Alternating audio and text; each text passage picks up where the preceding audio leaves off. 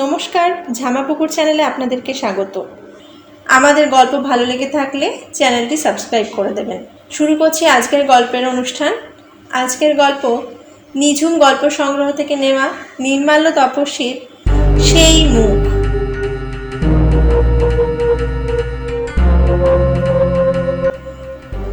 Spring রোলের টুকরোটা কাঁটা চামচে ধরে প্লেট ও মুখের মাঝামাঝি তুলে স্থির দৃষ্টিতে আমাদিকে তাকিয়ে রইলেন Mrs Basabi Chowdhury.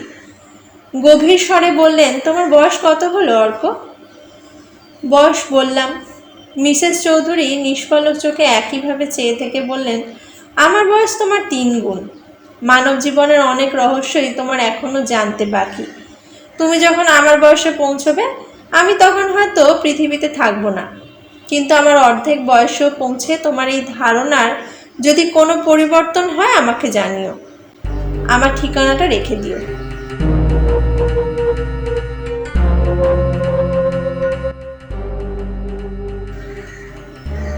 Current of হয়ে গিয়েছিল। ডাইনিং টেবিলের মধ্যিখানে রাখা বাতিদানের আলোর বিন্দু দুটি মিসেস চৌধুরী নীল চোখের মণি থেকে ঠিকরে বেরোচ্ছিল। বরুণ আমার উল্টো দিকে বসেছিল। চোখের ইশারায় আমাকে কথা না বাড়াতে পরামর্শ দিল। সেটা অবশ্য বলবার দরকার ছিল না। মিসেস চৌধুরী আমার বাবা মা উভয়ের চেয়েও বয়সে বড়।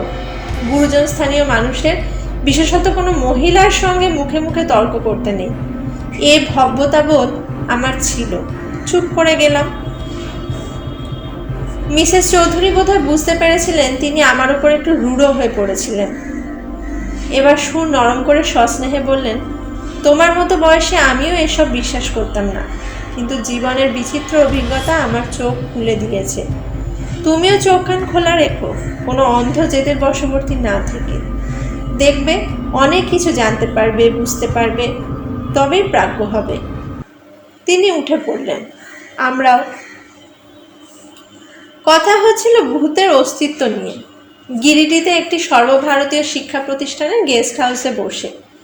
বরুণের বাবা সেখানে অধ্যাপক। তারই দৌলতে দুর্গাপুজোর অব্যবহিত পরে এখানে 2টো ডাবল রুম বুক করে আমরা 4 জন বন্ধু সপ্তাহ খানেকের জন্য বেড়াতে এসেছি। সেটা 1985। ইঞ্জিনিয়ারিং কলেজে সবে সেকেন্ড ইয়ার। গিরিডি শহর তখনও এত জনাকীর্ণ হয়নি। পথের ধারে একের পর এক বাগান বাড়ি চোখে পড়ত। তাদের বেশিরভাগেরই তদানীন্তন বা ভূতপূর্ব মালিকানা ছিল বাঙালি বর্ধিষ্ণু সপরিবারে ছুটি কাটানোর উদ্দেশ্যে বিগত পুরুষের বানানো। রেল স্টেশন থেকে হাঁটা পথে মিনিট 20 দূরত্বে ওই প্রতিষ্ঠানের ক্যাম্পাসের মধ্যেই অবস্থিত ফুলের বাগান ঘেরা টালির ছাদওয়ালা বাংলো প্যাটার্নের এই গেস্ট হাউসটি ছিল ছবির মতোই মনোরম। ততোধিক সুবিধাজনক ছিল তার ব্যবস্থাপনা। ভিতরে 4টি শীততাপ নিয়ন্ত্রিত কক্ষ, যদিও শীত পড়ে যাবার কারণে এসি চালাবার প্রয়োজন হতো না।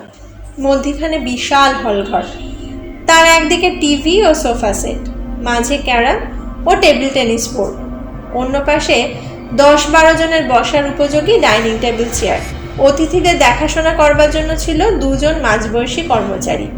একজন ছিল বাজার করা থেকে রান্নাবান্নার দায়িত্বে, দক্ষিণী ব্রাহ্মণ, নাম রাবণ। অন্যজন ঘরদোর পরিষ্কার করা, বাসন ধোবার ও বাগানের মালির কাজ করত, নাম ইসমাইল।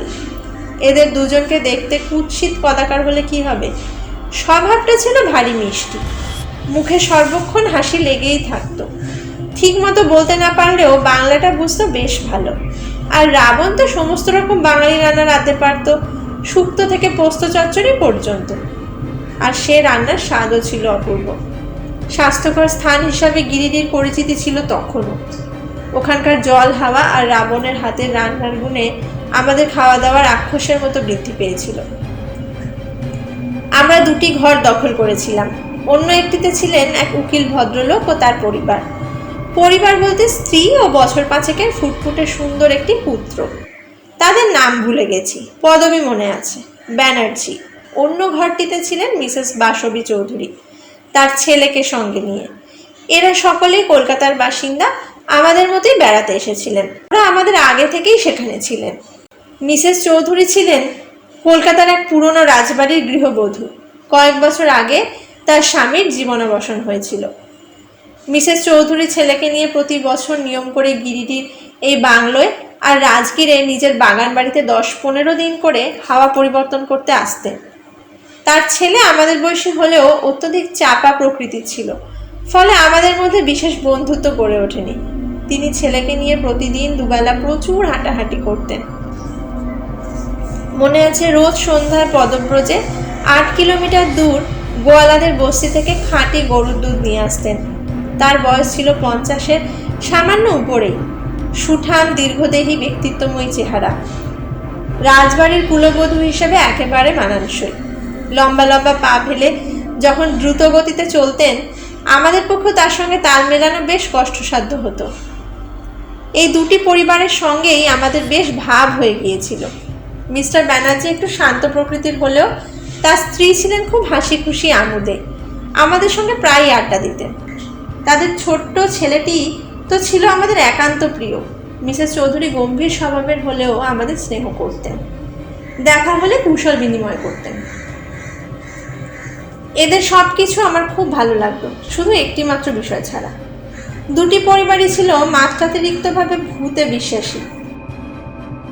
সত্যি বলতে কি, 20 শতাব্দীর শেষ ভাগে পৌঁছে এমন নিখাদ ভূত প্রেমিক মানুষের দর্শন পাবো তা আমাদের কল্পনার বাইরে ছিল। এরা যখন প্রতিযোগিতা করে দেশে বিদেশে নিজেদের বিভিন্ন ভৌতিক অভিজ্ঞতা বর্ণনা করতেন, ঠাকুরমার ঝুলির গল্প মনে করে সেগুলো শুনতে বেশ ভালোই লাগতো, কিন্তু বিশ্বাস করে নিজেদের বিজ্ঞান মনস্কতাকে অসম্মান করতে আমরা খুব আগ্রহী ছিলাম না।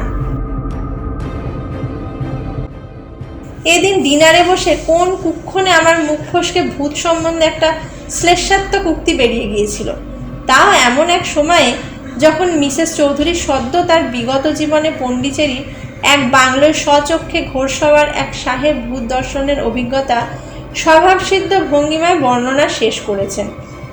মোমবাতির আলোয় থমথমে পরিবেশে নিতান্তই বেরসিকের মতো বলে উঠেছিলাম, আন্টি, আমি দেখেছি ভূতেরা সব পাণ্ডব বর্জিত হানাবাড়ির মধ্যে আস্তানা করে কালে ভদ্রে 1-2জনকে ভয় দেখাবার জন্য ওত পেতে বসে থাকে।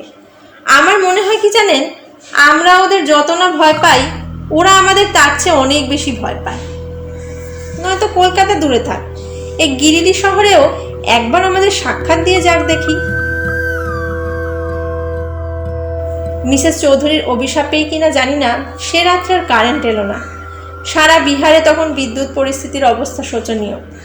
তখনও ঝাড়খণ্ড আলাদা রাজ্য হয়নি। ভাগ্যে বাড়ি থেকে বেরোবার সময় মা একটা 3 সেলের ইলেকট্রিক টর্চ ব্যাগে পুরে দিয়েছিলেন, সেটা রাত বিরেতে কাজে আসছিল। সেদিন মাঝরাতে এক পশলা বৃষ্টিও হয়ে গেল, সেই সঙ্গে ঠান্ডা বাতাস, ভূতের আবির্ভাবের মাহেন্দ্রক্ষণ। কিন্তু এত তো সত্ত্বেও তিনি অধরাই থেকে গেলেন, সুসজ্জিত গেস্ট হাউসটি বোধহয় পছন্দ না হবার জন্যই।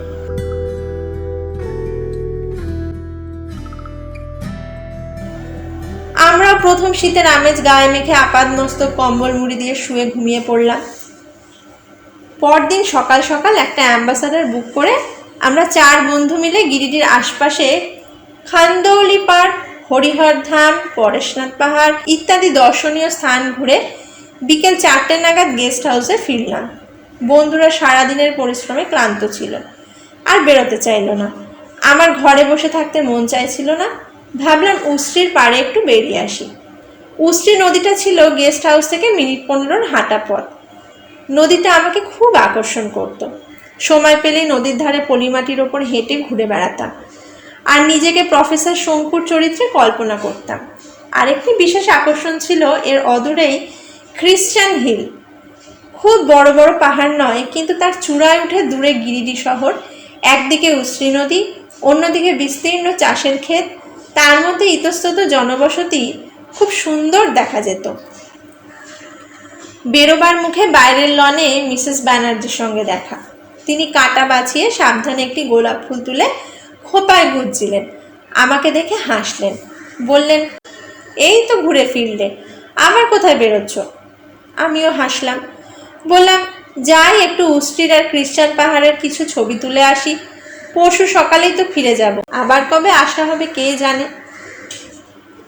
বাবা কিছুদিন আগেই আমেরিকা থেকে একটা কোডাকের ছোট্ট রঙিন এক্সট্রা লাইট 10 ক্যামেরা আমার জন্য নিয়ে এসেছিলেন। সেটা সর্বক্ষণ সঙ্গে করে ঘুরতাম আর মনের সুখে নানা রকম ছবি তুলে বেড়াতাম।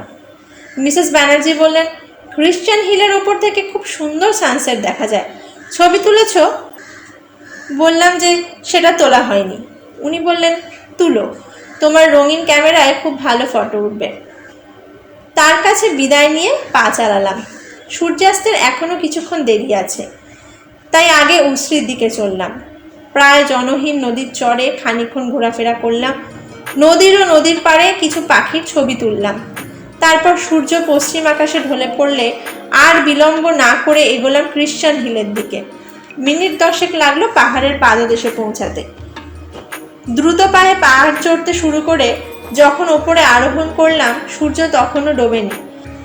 কিন্তু আমার দুর্ভাগ্য যে দিগন্ত রেখায় খানিকটা মেঘ জমেছিল, আর সূর্যদেব তার মধ্যে আশ্রয় নিয়েছিলেন। কিছুক্ষণ হতাশ হয়ে সেদিকে তাকিয়ে থাকলাম। সানসেট দেখা হয়ে উঠল না আর। যখন বুঝলাম সেদিনের মতো সূর্যাস্ত হয়ে গেছে, শেষবারের মতো চারিপাশের নৈসর্গিক দৃশ্য অবলোকন করে ওই কম আলোতেই 2-1টা ছবি তুললাম। তারপর অন্ধকার হয়ে আসছে দেখে নিচে নেমে আসাই মনস্থ করলাম। আমার পাহাড় বিষয়ক অনভিজ্ঞতার কারণে একটা ভুল হয়েছিল, যেটা নামার সময় টের পেলাম। পাহাড়ের ওপর সূর্যালোক অবশিষ্ট থাকলেও নিচে যে তার ছিটে ফোঁটা নাও থাকতে পারে সেটা আগে চিন্তা করিনি। বুঝতে পারলাম আগাছার মধ্যে দিয়ে নামতে নামতে। ভাগ্যে হাতে মায়ের দেওয়া টর্চ বাতিটা ছিল, সেটার আলোয় হোঁচট বাঁচিয়ে যখন নিচে নামলাম তখন দিনের আলো নেই বললেই চলে। এখান থেকে গেস্ট হাউসে মিনিট 20 হাঁটা পথ। টর্চের আলোয় তাড়াতাড়ি পা চালালাম। আরও একটা ভুল করেছি একটু পরে বুঝতে পারলাম। যে পথে উঠেছি, অন্ধকারে নামার সময় ঠাউর করতে না পেরে পাহাড়ের গা বেয়ে অন্য দিক দিয়ে নেমে পড়েছি। গেস্ট হাউস ফেরার পথে মিনিট 2-3 চলার পরে একটা ধান জমি পড়ে, সেটার আল ধরে ডান দিকে এগোতে হয়। আমি 5-7 মিনিট চলার পরেও তেমন কোনো ধানের ক্ষেত নজরে এলো না। বুঝলাম ভুল পথে চলে এসেছি। ততক্ষণে সূর্যালোক সম্পূর্ণ বিলীন হয়ে কালো অন্ধকারের চাদর বিস্তীর্ণ প্রান্তরে নেমে এসেছে। দৃশ্যমানতার মধ্যে কোথাও কোনো আলো বা জনমনীষী চোখে পড়ল না। অন্ধকারে হাতড়ে না বেরিয়ে ভাবলাম আবার ক্রিশ্চিয়ান পাহাড়ে ফিরে যাই, তারপর না হয় ঠিক পথ খুঁজে বের করে নতুন করে এগোবো। সেই মতো আবার পিছনে চললাম, কিন্তু নিকষ আধারে আবার পথ ভুল করলাম। প্রায় 10 মিনিট হেঁটেও ক্রিশ্চিয়ান হিলে দেখা পেলাম না। উল্টে এসে পড়লাম ঝোপঝাড়যুক্ত একটা অঞ্চলে। আবার 2-1বার আন্দাজে চলতে চেষ্টা করলাম। তার ফলে হলো কি, পুরোপুরি পথ হারিয়ে ফেললাম। এবার চিন্তা হতে লাগলো, সেটা তো আর মোবাইলের যুগ নয় যে গুগল ম্যাপ খুঁজে আমাদের গেস্ট হাউস বের করব। নিদেন পক্ষে বন্ধুদের ফোন করে নিজের অবস্থান ব্যক্ত করব। এই শুনশান উন্মুক্ত দিগন্তের মধ্যে সম্পূর্ণ একা এই অবস্থায় পড়ে বেশ দুর্ভাবনা হতে লাগলো। এক তো রাত্রে ঠান্ডা বাড়বে, গায়ে গরম জামা তেমন কিছুই নেই। তাছাড়া ঝোপঝাড় থেকে কোথায় কি সাপখোপ বন্যজন্তু আক্রমণ করে বসে তার কোনো ঠিক ঠিকানা নেই। নিজের নিরাপত্তা নিয়ে চিন্তা হতে লাগলো। দিশাহারা হয়ে এদিক সেদিক তাকাচ্ছি, কোথাও যদি একটু আলোর আভাস দেখতে পাই। কৃষ্ণপক্ষের রাত, কালী পুজোর বেশি দেরি নেই। আকাশে চাঁদ নেই, তারাদের আলোয় আবছায়া কিছু দেখা যায় কি না বোঝার মরিয়া চেষ্টা করছি। হঠাৎ চোখে পড়ল খানিকটা দূরে একটা ছোট্ট আলোর ঝিলিক দেখা দিয়ে অদৃশ্য হয়ে গেল। আশান্বিত হয়ে সেদিকে চেয়ে রইলাম, কিন্তু আর কোনো আলো দেখতে পেলাম না। গলা উঁচিয়ে ভাই কই হ্যাঁ উধার বলে 2-3বার ডাক দিলাম, কিন্তু কোনো সাড়া শব্দ পেলাম না। ভাবতে লেগেছি, যা দেখলাম সেটা কি আলেয়া না চোখের ভ্রান্তি।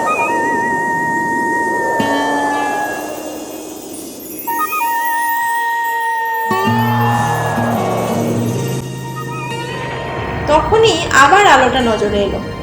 সেটা আরো কিছুটা দূরে এগিয়ে গেছে আর চলমান। আমারই মতো কোনো টর্চের আলো না লণ্ঠন সেটা বুঝতে পারলাম না।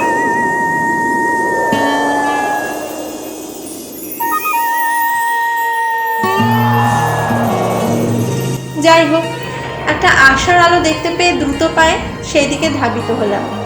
মাঝে মাঝে ও ভাই রুকিয়ে আওয়াজ দিতে দিতে। আলোটা কিন্তু দাঁড়ালো না, এঁকে বেঁকে এগিয়ে চলল। আমিও নিরুপায় হয়ে তাকে অনুসরণ করতে করতে মিনিট খানেক পর আর সেটাকে দেখতে পেলাম না। বিভ্রান্তভাবে নিজের টর্চের আলো চারিদিকে ফেলে দেখলাম এক সম্পূর্ণ অজানা জায়গায় এসে পড়েছি। এর আগে কয়েকবার খ্রিস্টান পাহাড়ে এসেছি বটে, কিন্তু এমন অঞ্চলে কোনোদিন পা রাখেনি। সামনে সার দিয়ে কয়েকটা অশ্বত্থ জাতীয় গাছ, তার নিচে দিয়ে পায়ে চলার রাস্তা, বাকি চারধারটা কোথাও হাঁটু কোথাও কোমর সমান বুনো গাছের ঝোপে ভরা। সামনে পেছনে টর্চের আলো ফেলছি, ঠিক সেই সময় দেখলাম আমার থেকে 5-6 মিটার দূরত্বে একটা ঝোপের পিছন থেকে একটা বিভৎস মূর্তি উঠে দাঁড়ালো। সেটা যেন আমার জন্যই ঘাপটি মেরে বসেছিল আগাছাড়া আড়ালে। আজ 32 বছর পরেও সে মুখ আমার স্পষ্ট মনে আছে। কিভাবে এর বর্ণনা দেব বুঝে উঠতে পারছি না। এমন খড়ির মতো সাদা কোনো জীবন্ত মানুষের মুখ হয় না। মুখে এক ফোঁটা মাংস নেই, যেন হাড়ের উপর সাদা চামড়া লেপটে দেয়া হয়েছে। উপর নিচে সামনের গোটা 6 দাঁত উৎকটভাবে বেরিয়ে আছে, যেন পৈশাচিক হাস্য করছে।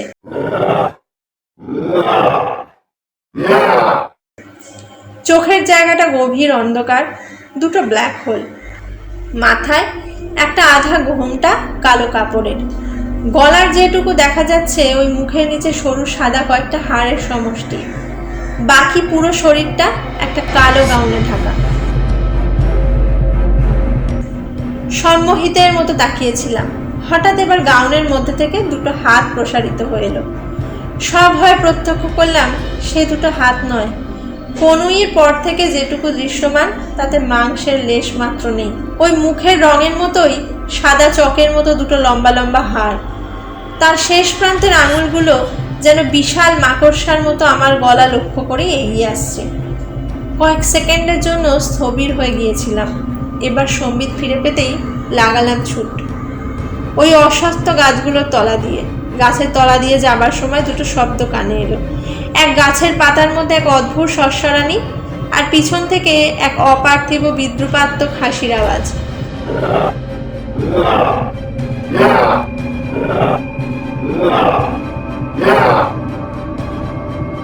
সেই হাসিটা যেন আমার সঙ্গে সঙ্গে এগিয়েই আসছে। কাঁপা হাতে টর্চের আলোটা পথের ওপর ফোকাস হচ্ছে না। আন্দাজে ভর করে দৌড়চ্ছিলাম। বন জঙ্গলের মধ্যে দিয়ে কতটা পথ দৌড়ালাম জানি না, 3-4 মিনিট তো হবে। একটু ফাঁকা জায়গায় উপস্থিত হলাম। এক চিলতে একটা আলো চোখে পড়ল। টর্চের আলো ফেলে দেখলাম একটা কুঁড়ে ঘর, তার সামনে ছোট উঠোন মতো। ঘরের ভিতরে কুপি বা লণ্ঠন জ্বলছে। সামান্য আলো খোলা দরজা দিয়ে বাইরে এসে পড়েছে। উদ্ভ্রান্তের মতো উঠোনের বেড়া জাতীয় ফটকের সামনে দাঁড়িয়ে চিৎকার করতে লাগলাম, কই হ্যাঁ, হ্যালো, কই হ্যাঁ ঘর মে। দরজার মুখে একটা মূর্তির আবির্ভাব হলো। অন্ধকারে তার মুখটা দেখতে পেলাম না, গলার আওয়াজ পেলাম, কন। আমার বুক ধরাস ধরাস করছে। কোনোভাবে বললাম, জলদি খোলিয়ে ভাই সাহ, मैं बहुत खतरे में है। क्या खतरा है भाई? বলতে বলতে লোকটা আবছা অন্ধকারে আমার দিকে এগিয়ে এলো। তারপর আমার পরিচিত গলায় শুনলাম, আরে খোকা বাবু, आप इधर ऐसी वक्त क्या हुआ? আমাদের ইসমাইল। ধরে প্রাণ এলো যেন। ইসমাইল এখানে থাকে? খুব জোর বেঁচে গেছি। অন্য সময় ওর মুখে খোকা বাবু শুনলে ভীষণ রেগে যাই, কিন্তু এখন ভ্রুক্ষেপ করলাম না। বললাম, শিগগির খোলো ভাই, খুব বিপদ। ইসমাইল তাড়াতাড়ি দরজা খুলে আমাকে ভিতরে নিয়ে এলো। ছোট্ট এক চিলতে ঘর, মাটি দিয়ে লেপা ইটের গাঁথনি। ভিতরে বোধহয় আর একটা ঘর আছে। সেই ঘরে কোথাও বাতি জ্বলছে। সেই আলোয় এই ঘর ও বাইরেটা আংশিক আলোকিত হচ্ছে। ইসমাইল প্রথমে প্রশ্ন করলো, আপ ऐसा हाफता हुआ कहाँ से आ रहा है? জোরে জোরে শ্বাস নিচ্ছিলাম তখনও। বললাম, कोई मेरा पीछा कर रहा था। कौन? डाकू? না, ভূত। ভূত? আধা অন্ধকারেও বুঝলাম ইসমাইল ফ্যাল ফ্যাল করে চেয়ে আছে আমার পানে। আমি বাংলা হিন্দি মিশিয়ে ওকে সব ঘটনা বললাম। ও কিন্তু অবিশ্বাসের চোখে তাকিয়ে রইল। বলল, आपका दिखने में कुछ गड़बड़ हुआ होगा खोका बाबू। इधर भूत कहाँ से आएगा? और किरिश्चान पहाड़ तो उस तरफ है, आप ये रास्ते में कैसे आ गया? আমি বললাম, পথ ভুলে। তোমাকে সব বলছি, আগে একটু জল খাওয়া। अब भी लाया बाबू, आप बैठिए तो सही। বলে পাশে চৌকিটা দেখিয়ে ব্যস্ত হয়ে সে ভিতরের ঘরে চলে গেল। আমি অল্প আলোয় ঘরটায় চারদিকে দেখতে লাগলাম। বসবার একটা সরু চৌকি, একটা কাঠের বাক্স, কেরোসিন স্টোভ, একটা 5 লিটারের কেরোসিন জারিক্যান, আর কিছু পুঁটলি ছাড়া ঘরে বিশেষ কিছুই নেই। রাবণ বলেছিল ওর পরিবার তামিলনাড়ুর গ্রামে থাকে। ইসমাইল বিয়ে করেনি। লোকটা ভালো, শুধু সন্ধেবেলা একটু আফিং না হলে জমে না। তখন বাইরের পৃথিবীর সম্বন্ধে ওর কোনো মাথা ব্যথা থাকে না। 3-4 মিনিট কাটলো, তবু ইসমাইল জল নিয়ে আসছে না দেখে বিরক্ত হলাম। ও কি এখন থেকে আফিং চড়িয়ে বসে আছে? অধৈর্য হয়ে ডাকলাম, ইসমাইল। কোনো উত্তর নেই। আবার ডাকলাম, আবার নিরুত্তর। অগত্যা কয়েক পা এগিয়ে উঁকি মারলাম ভিতরের ঘরে। এই ঘরটিও আকারে বাইরের ঘরটি সমান হবে। ঘরটির উল্টো দিকে আর একটা দরজা আছে বাইরে বেরোবার।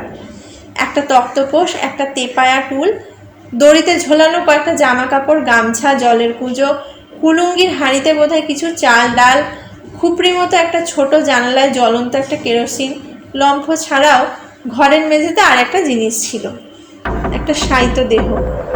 ইসমাইলের পাশ ফিরে।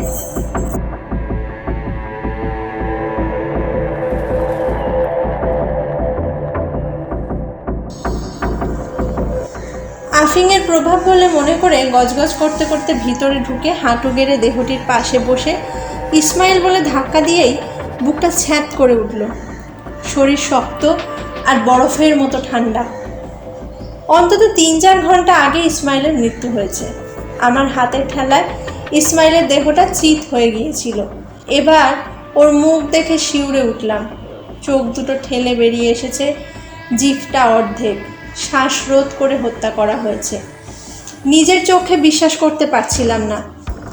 এই লুঙ্গি আর ফতুয়াই তো ওর পরনে দেখেছিলাম একটু আগে। আমার কি মাথা খারাপ হয়ে গেছে? হতভম্বের মতো বাইরের ঘরের দরজার দিকে তাকালাম, যে দরজা দিয়ে 1 মিনিট আগে আমি এই ঘরে প্রবেশ করেছি। যা নজরে পড়লো, বুকের রক্ত জল হয়ে গেল। একজন এসে দাঁড়িয়েছে সেই দরজার সামনে। আমার জঙ্গলে দেখা কালো গাউন পরিহিত সেই মূর্তি, সেই ভয়ঙ্কর মুখে জিঘাংসার হাসি। আর ঠিক সেই মুহূর্তেই একটা দমকা বাতাসে এই লম্ফটা একেবারে নিভে গেল।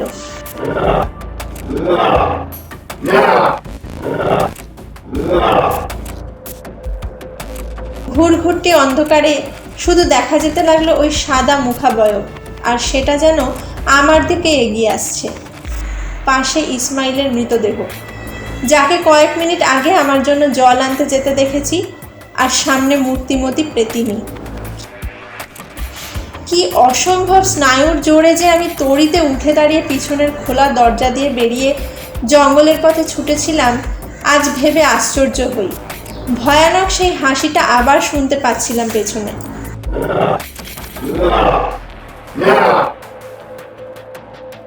ইসমাইলকে কে কেন হত্যা করলো সেসব তখন ভাবার সময় ছিল না। মাথায় তখন একটাই চিন্তা, প্রাণপণ ছুটে জায়গাটা থেকে বেরিয়ে যেতে হবে আমায়। বাইরে ঠান্ডা হাওয়া দিচ্ছিল, কিন্তু আমার সারা শরীর ঘামে ভিজে উঠেছিল, বেশ বুঝতে পারছিলাম। গলা শুকিয়ে কাঠ হয়ে গিয়েছিল। কিছুটা বন বাদারের মধ্যে দিয়ে দৌড়ে আবার খোলা পথে পৌঁছালাম। পিছনে সেই হাসির শব্দটা আর শোনা যাচ্ছিল না। খেয়াল করলাম টর্চের ব্যাটারির জোর কমে এসেছে। অবশ্য ব্যাটারির আর দোষ কি? টর্চ সাময়িকভাবে নিভিয়ে দিলাম। টাইম স্টারের রেডিয়াম ডায়ালের ঘড়িতে সময় দেখলাম 8টা 10। দূরে শেয়ালের ডাক শুনতে পাওয়া যাচ্ছে। জল পিপাসার সঙ্গে খিদেটাও চাগিয়ে উঠেছে। গেস্ট হাউসে 9টার মধ্যে ডিনার শেষ করাটাই রীতি, কিন্তু কোথায় এসে পড়েছি? ওখান থেকে বেরিয়ে 9টার মধ্যে গেস্ট হাউস পৌঁছাবো কী করে ভেবে পেলাম না। মিনিট 2-3 দাঁড়িয়ে দম নিয়ে একটু ধাতস্থ হলাম। আবার সামনে চলতে শুরু করলাম। একটু এগিয়ে দেখি একটা হালকা আলোর বিন্দু কিছু দূরে নাড়াচাড়া করছে। একটু কাছে এগোতে বুঝতে পারলাম হুটতোলা একটা সাইকেল রিক্সা। চালক অসমান মাটির পথে হেঁটে হেঁটে তার রিক্সাটা টেনে নিয়ে আসছে। মাথায় গায়ে তার গরম চাদর জড়ানো, মুখটা খোলা আছে। রিক্সার সামনে ঘোলা কাঁচের একটা কুপি ক্ষীণভাবে জ্বলছে, কিন্তু তাতে সামনের সামান্য জায়গাও আলোকিত হচ্ছে না। যা হোক, মনে আবার আশার সঞ্চার হলো। আমি এক ছুটে রিক্সার কাছে পৌঁছে গেলাম। চালক আমাকে প্রথমটা ঠিকমতো লক্ষ্য করেনি। সে নিজের মনে বোধহয় কোনো স্থানীয় ভোজপুরি সুর গুনগুন করছিল। আমাকে দেখেও দাঁড়ালো না। আমি ব্যস্তভাবে হিন্দিতে বললাম, ভাই সাহেব, আমি খুব বিপদে পড়ে গেছি, আমাকে একটু রোজ ভিলা পৌঁছে দেবে? সে নিজের ভাষায় বলল তার পক্ষে সম্ভব নয়। সারাদিন ডিউটি করে ক্লান্ত শরীরে সে এখন তার ঘরে ফিরছে। রোজভিলা অনেকটা ঘুরে যেতে হবে, তার পক্ষে এখন সবার নেওয়া সম্ভব নয়। আমি তাকে অনেক অনুনয় বিনয় করলাম, সে তবু রাজি হচ্ছিল না। প্রশ্ন করল, আপ রোজভিলা জানা হ্যাঁ তো ইস তরফ ক্যা করনে আয়া থা? ক্রিশ্চিয়ান পাহাড়ের থেকে ফিরছি শুনে সে জিজ্ঞেস করল, ক্রিশ্চিয়ান হিল তো উধার হ্যাঁ, আপ ইধার कैसे आ गया? ওকে সংক্ষেপে বললাম, ভাই, আমি পথ হারিয়ে ফেলেছিলাম, তারপর একটা ভূতে তাড়া করেছিল। ভূতের হাত থেকে বাঁচাতে ইসমাইলের ওর বাড়িতে আশ্রয় দিল। তারপর দেখি ভূত তাকেও মেরে দিয়েছে, এবার আমার পিছনে ধেয়েছে। শিগগির আমাকে এখান থেকে বের করে নিয়ে চলো ভাই। অত অল্প আলোতেই দেখলাম লোকটা আমার দিকে যেভাবে তাকিয়ে আছে, ভাবছে আমার মাথা খারাপ হয়েছে কিনা। বলল, আপ শাম কই পিকে রাখা হ্যাঁ ক্যা? বিনতভাবে বললাম, আজ কেন, জীবনে কোনোদিন আমি মদ স্পর্শ করিনি। ও চাইলে আমাকে ছেড়ে দিয়ে ইসমাইলের বাড়ি এসে দেখে যেতে পারে আমি ঠিক বলছি কিনা। উত্তরে সে বলল, ইসমাইল নাম কা কোই আদমি ইধার নেই রেতে। আমি ইসমাইলের কথা আর না বাড়িয়ে ওকে কাতর অনুনয় করতে লাগলাম আমাকে রোজভিলা গেস্ট হাউসে ছেড়ে দিয়ে আসার জন্যে। শেষটায় কাজ হলো। সে বেজার মুখে বলল, 6 রুপিয়া পড়েগা।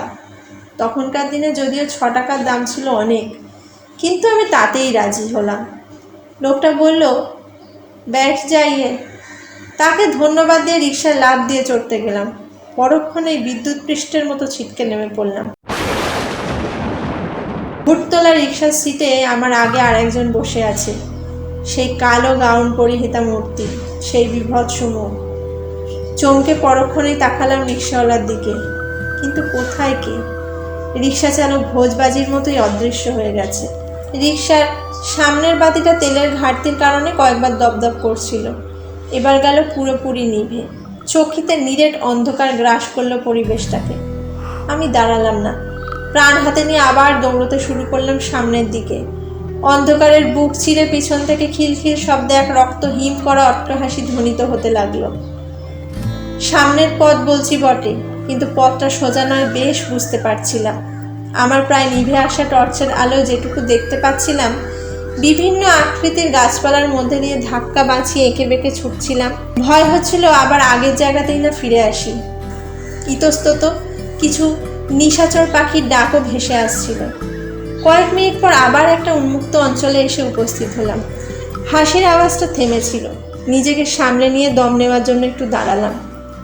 স্থানটা বোধ হয় দুপাশে খোলা জমির মধ্যে একটা সরু পায়ে চলা পথ, আর সেই পথ বেয়ে দেখতে পেলাম দূর থেকে একটা জোরালো টর্চের আলো বেশ দ্রুত গতিতে আমার দিকে এগিয়ে আসছে।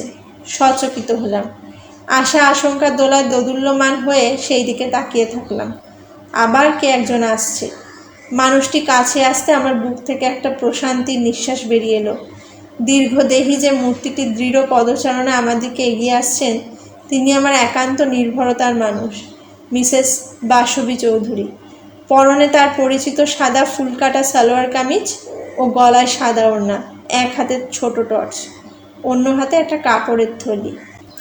এই দুঃস্বপ্নের হাত থেকে মুক্তি পেয়ে আন্টি বলে পরিত্রাহী চিৎকার করে প্রায় এক লাফে তার সামনে এসে দাঁড়ালাম। মিসেস চৌধুরী আমাকে দেখতে পেয়ে দাঁড়িয়ে পড়েছিলেন। তার মুখ ভাবলেশীন হলে কি হবে, গলার স্বরে একরাশ বিস্ময়। এ কি, তুমি এ পথে এত রাত্রে কি করছো? আগে বলুন, আপনি কোথায় যাচ্ছেন? দুধ নিতে, গোয়ালাদের পাড়ায়, এদিক দিয়ে শর্টকাট হয়। কিন্তু তুমি কোথায় গিয়েছিলে? এত হাঁপাচ্ছই বা কেন?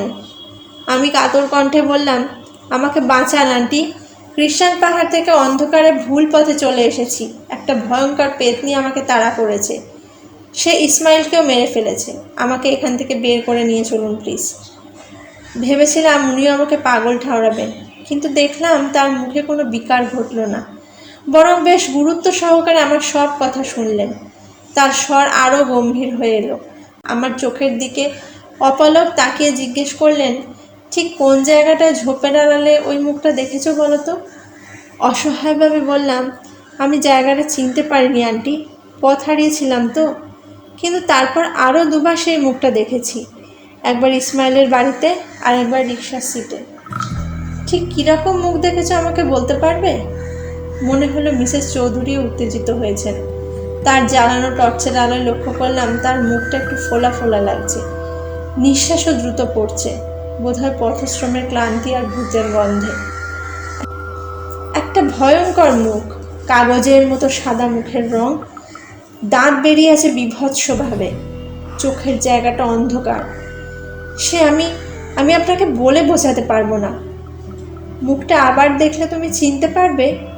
মিসেস চৌধুরীর স্বর রহস্যময়। হ্যাঁ, ও মুখ আমি কোনোদিন ভুলবো না, কিন্তু আমি সেটা আর কখনো দেখতে চাই না। তিনি আমার দিকে কয়েক মুহূর্ত ওইভাবে চেয়ে রইলেন, তারপর টর্চটা অন্য হাতে নিয়ে খালি হাতটা নিজের মুখের সামনে তুলে আনলেন। দেখো তো, ঠিক এই রকম মুখ দেখেছিলে কিনা? আমার বিস্ফারিত দৃষ্টির সামনে তিনি অবলীলায় মোজা খোলার মতো করে নিজের মুখের ওপর থেকে একটা মুখোশ সরিয়ে ফেললেন, আর তার নিচে থেকে বেরিয়ে এলো আমার পূর্ব পরিচিতি ভয়ালো সেই মুখ। আমি এখন তার হাতের নাগালের মধ্যে।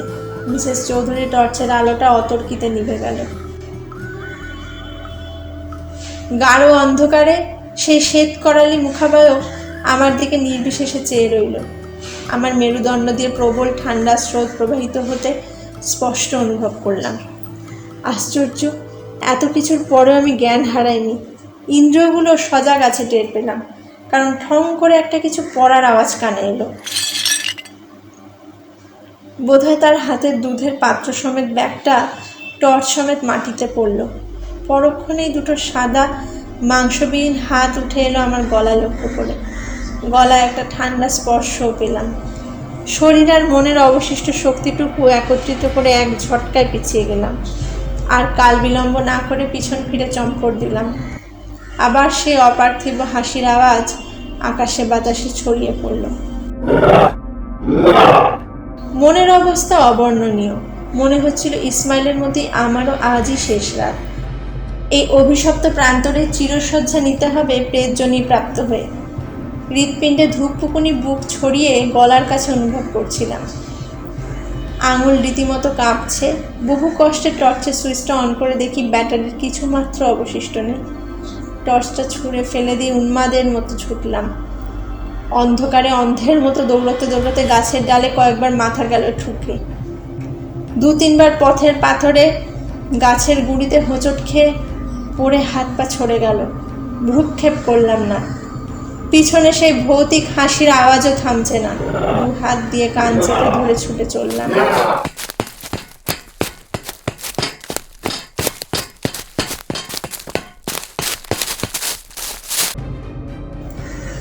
কতক্ষণ দৌড়েছি জানি না।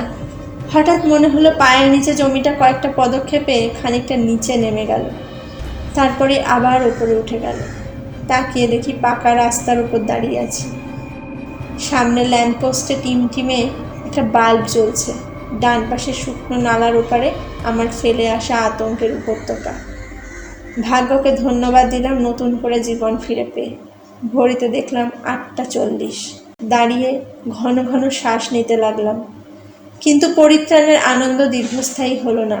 হঠাৎ পিছন থেকে চেনা গলার ডাক শুনলাম। অর্ক, এখানে দাঁড়িয়ে আছো কেন? কোথায় গিয়েছিলে? চমকে পিছনে তাকিয়ে দেখি মিসেস চৌধুরী। পরনে সেই সাদা ফুলকাটা সালোয়ার কামিজ, হাতে পূর্বদৃষ্ট কাপড়ের ব্যাগ। ল্যাম্পপোস্টের আলোয় তার চোখ দুটো জলজল করছে। আমার শরীরের শক্তি প্রায় নিঃশেষ। ভাবলাম এখানেই লুটিয়ে পড়ি, কিন্তু বাঁচার অদম্য তাগিদে আবার পিছন ফিরে দৌড়তে প্রচেষ্ট হলাম। পারলাম না। অবসন্ন শরীরটাকে টানবার আগেই মিসেস চৌধুরী ক্ষিপ্র হস্তে আমার একটা বাহু চেপে ধরেছেন। কি ব্যাপার, পালাচ্ছ কেন? কি হয়েছে? মুখ চোখের এমন অবস্থা কেন? আমার অবস্থা তথৈবচ। দেহে আর কোনো জোর নেই মিসেস চৌধুরীর বজ্র মুষ্টি থেকে নিজেকে মুক্ত করার। অসহায়ভাবে প্রলাপের মতো বকতে থাকলাম। আমাকে ছেড়ে দিন আন্টি, আমাকে মারবেন না, আমি বাঁচতে চাই, প্লিজ, আমি আপনার সঙ্গে যাব না। মিসেস চৌধুরী আমাকে ধরে বার কয়েক ঝাঁকুনি দিলেন। আমার মুখের সামনে এসে বললেন, আমার দিকে তাকাও অর্ক, কী হয়েছে তোমার? আমি তোমার মায়ের মতো, আমাকে বলো।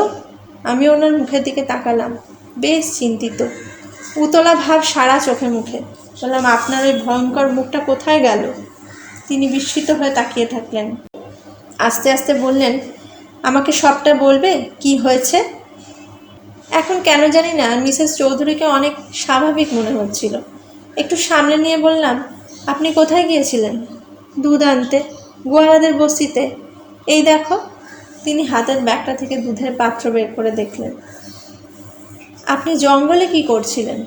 তার ভ্রু যুগল উপরে উঠে গেল। আমি জঙ্গলে যেতে যাব কেন এই রাত্রে? তোমার কি হয়েছে বলো তো? সাহস করে ধীরে ধীরে তাকে সব খুলে বললাম।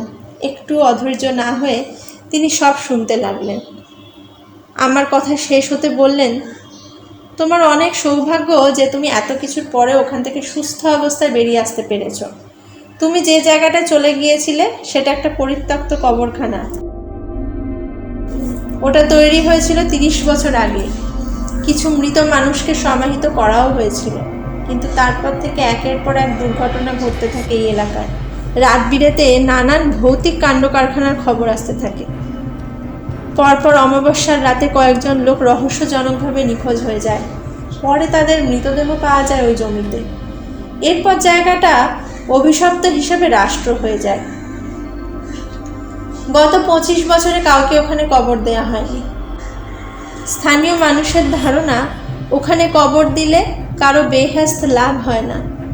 ওই জায়গাটায় অমাবস্যার রাতে কেউ যেতে সাহস করে না, ফিরে আসার নিশ্চয়তা থাকে না বলে। কৃষ্ণপক্ষের অন্যান্য রাতেও সকলে এড়িয়ে চলে। নানা অদ্ভুত ঘটনা দেখতে পাওয়া যায়। আমিও গেছি কয়েকবার। যা দেখেছি তোমাকে এখন বললে তোমার মনের উপর চাপ পড়বে। পরে সুযোগ হলে বলবো। এখন চলো, তোমায় পৌঁছে দিয়ে আসি। কিন্তু ইসমাইল ওখানে থাকে না। হায়দারনগর বলে একটা জায়গা আছে, সেখানে থাকে। এখান থেকে 1 ঘন্টা লাগে যেতে। আজ দুপুরে হাফ ডে ছুটি নিয়ে বাড়ি চলে গেছে। মিসেস চৌধুরী লম্বা লম্বা পা ফেলে আমাকে এগিয়ে দিলেন। একটা বাঁকের পর আমার পরিচিত পথ পেলাম। উনি আমাকে চলে যেতে বললেন। আপনি আসবেন না? মিসেস চৌধুরী হাসলেন। আমি আর 1 রাউন্ড হেঁটে আসছি, তুমি এগাও। শুভরাত্রি। পরিশিষ্ট হিসাবে 2টি কথা বলার আছে। ইসমাইলের মৃতদেহ অভিশপ্ত কবরখানার জমিতে পাওয়া গিয়েছিল পরদিন বেলার দিকে, কিন্তু অর্ধদিবস ছুটি নিয়ে সে কেন বাড়ি না ফিরে ওই পরিত্যক্ত সমাধিক্ষেত্রে গিয়েছিল, কেউ তার সদুত্তর দিতে পারেনি। 2, মিসেস বাসবী চৌধুরীর সঙ্গে আর দেখা হয়নি। তিনি পরদিন ভোরেই ট্রেন ধরে মধুপুর হয়ে কলকাতা ফিরে গিয়েছিলেন।